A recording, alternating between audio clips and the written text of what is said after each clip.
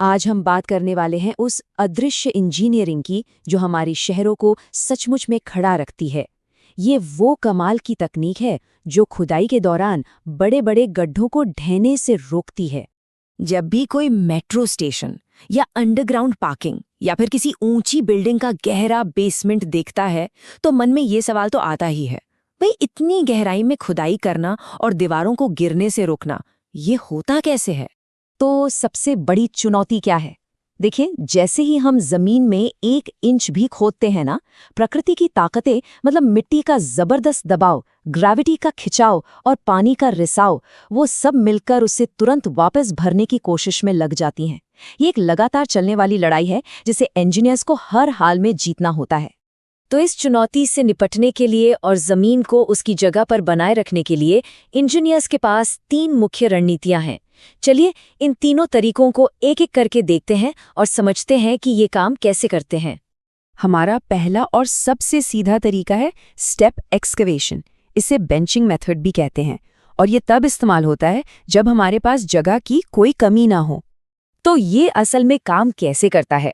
सोचकर देखिए, एक सीधी खड़ी दीवार खोदने के बजाय हम सीढ़ियों की तरह कटाई करते हैं। हर स्टेप या बेंच अपने से नीचे वाली मिट्टी को सहारा देता है, जिससे ढलान स्थिर रहता है और मिट्टी के खिसकने का खतरा एकदम कम हो जाता है। ये कुछ वैसा ही है जैसे पहाड़ों पर सीढ़ीदार खेत बनाए जाते हैं। अब सवाल ये है कि ये तरीका कहाँ सबसे ज्यादा काम आता है? तो ये खुली जगहों पर नींव खोदने, कम गहरे बेसमेंट बनाने और सड़क के किनारे कटाई करने के लिए एकदम परफेक्ट है, खासकर उन जगहों पर जहां मिट्टी सख्त और स्थिर हो। इसका प्रोसेस भी ना काफी सीधा साधा है। सबसे पहले जमीन का सर्वे करके खुदाई की सीमाओं की मार्किंग होती है। फिर मशीनें परत दर परत मिट्टी हटाती हैं और हर स्टेप पर एक सुरक्षित ढलान बनाए रखती हैं। आखिर में इन सीढ़ियों को और मजबूत किया जाता है और पानी की निकासी का इंतजाम भी किया जाता है ताकि बारिश से कटाव न हो। तो इसका फायदा तो बिल्कुल साफ है, ये सस्ता है, आसान है, लेकिन इसकी एक बहुत बड़ी लिमिटेशन है और वो है जगह। इसे बहुत ज्यादा जगह चाहिए जो आज के भीड़-भाड़ वाले शहरों में मिलना नामुमकिन सा है, और यहीं से हमारे दूसरे समाधान की जरूरत पैदा होती है। तो जब जगह ही कम हो तब क्या किया जाए? जब हमें किसी शहर के बीचों बीच इमारतों से बिल्कुल सटाकर खुदाई करनी हो? इसका जवाब है शॉटक्रीटिंग। शॉटक्रीट को आप एक तरह का स्ट्रक्चरल स्किन समझ सकते हैं। जैसे ही मिट्टी की एक परत खोदी जाती है, उस खुली सतह पर बहुत तेजी से कंक्रीट का स्प्रे कर दिया जाता है।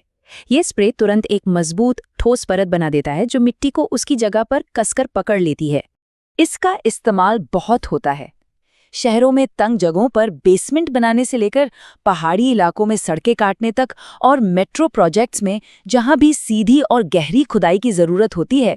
ये एक बेहतरीन समाधान है। ये प्रोसेस ऊपर से नीचे की तरफ चलता है। पहले करीब 1-1.5 मीटर खुदाई होती है, फिर उस खुली मिट्टी पर स्टील की जाली बिछाई जाती है। इसके बाद सॉइल नेल्स लगाए जाते हैं। ये लंबी लंबी स्टील की रॉड्स होती हैं जिन्हें मिट्टी में ड्रिल करके सीमेंट के घोल से भर दिया जाता है। ये दीवार को जमीन से कसकर पकड़ लेती हैं और आखिर में इस पूरे स्ट्रक्चर पर कंक्रीट का तेजी से स्प्रे किया जाता है। तो शॉटक्रीटिंग कम जगह में काम तो करती है और पारंपरिक तरीकों से तेज भी है, लेकिन इसके लिए बहुत ही स्किल्ड कारीगरों की जरूरत होती है और क्वालिटी पर बहुत ज्यादा ध्यान देना पड़ता है। और यही बात हमें हमारे तीसरे और सबसे मजबूत समाधान की ओर ले जाती है। अब एक और मुश्किल सिचुएशन सोचिए। हमें बहुत ज्यादा गहराई तक जाना है, मिट्टी गीली और कमजोर है और बगल में ही दूसरी इमारतें सटी हुई हैं। ऐसे बेहद मुश्किल हालात के लिए इंजीनियर्स का ब्रह्मास्त्र है डायफ्राम वॉल, जिसे डी वॉल भी कहते हैं। अब यहाँ सोचने का तरीका ही बिल्कुल पलट जाता है। डी वॉल में हम गड्ढा खोदने से पहले ही जमीन के अंदर एक परमानेंट मजबूत कंक्रीट की दीवार बना देते हैं। यही दीवार खुदाई के दौरान और बाद में भी मिट्टी को थामे रखती है। ये एक बहुत ही दिलचस्प प्रोसेस है। सबसे पहले जमीन पर एक गाइड वॉल बनती है ताकि खुदाई एकदम सीधी हो। फिर एक एक पैनल के लिए गहरी खाई खोदी जाती है और उसे ढहने से बचाने के लिए एक खास किस्म के घोल से भर दिया जाता है। इसके बाद स्टील की सलाखों का एक विशाल पिंजरा उस खाई में उतारा जाता है।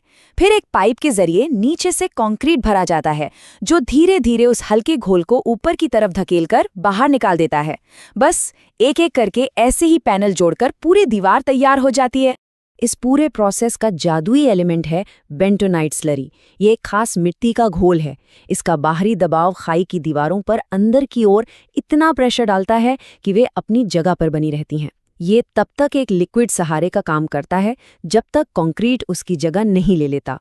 तो इसमें कोई शक नहीं कि डी वॉल सबसे मजबूत, वाटरटाइट और आसपास की इमारतों के लिए सबसे सुरक्षित ऑप्शन है। लेकिन इस ताकत की एक बड़ी कीमत है।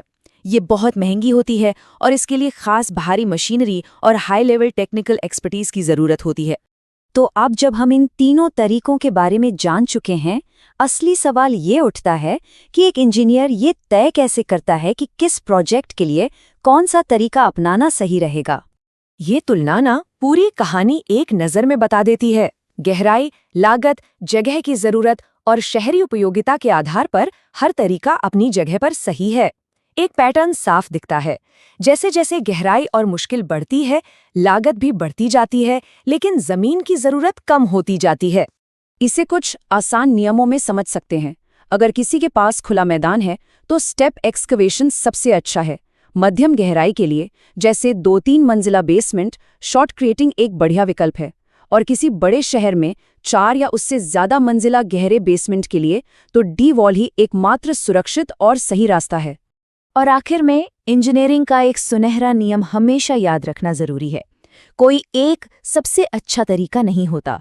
सबसे अच्छा समाधान वो होता है जो उस जगह की मिट्टी, पानी और आसपास के हालात की खास चुनौती को सुरक्षित और सही बजट में हल कर दे। तो अगली बार जब आप अपने शहर में किसी गहरी नींव या अंडरग्राउंड स्ट्रक्चर को देखें, तो एक पल के लिए जरूर सोचिएगा, जमीन के नीचे छिपी वो कौन सी इंजीनियरिंग है जो चुपचाप हमारे शहर को ढहने से बचा रही है।